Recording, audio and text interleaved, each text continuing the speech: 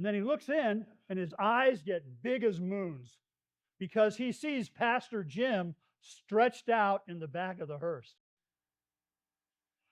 In the early days of this country, there were men who used to get on horses and ride out into the rural areas and preach the gospel.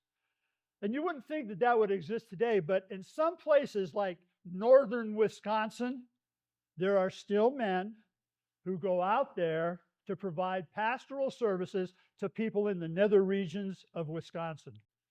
Pastor Jim was such a guy. Now, Pastor Jim cared for people, and people need pastors. When you're going to get married, who do you call? And he and a friend, Joe was a mortician. They would often go to services together. Joe was the mortician. He would drive the hearse, and Jim would ride along with him. This one particular Saturday, they were going up to the northern parts, and they were in the hearse, taking the casket and the body.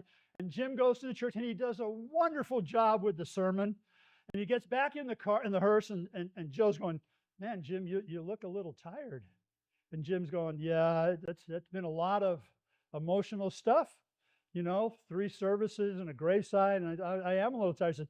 And Joe says, "Well, why don't you lie down in the back of the hearse? And I'll drive. You'll get some rest." So Pastor Jim climbs in the back of the hearse, out like a light.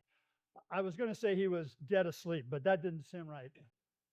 10 minutes later, he looks, sees the gas gauge heading towards E, and he goes, "Oh man, I'm going to have to stop and get some gas."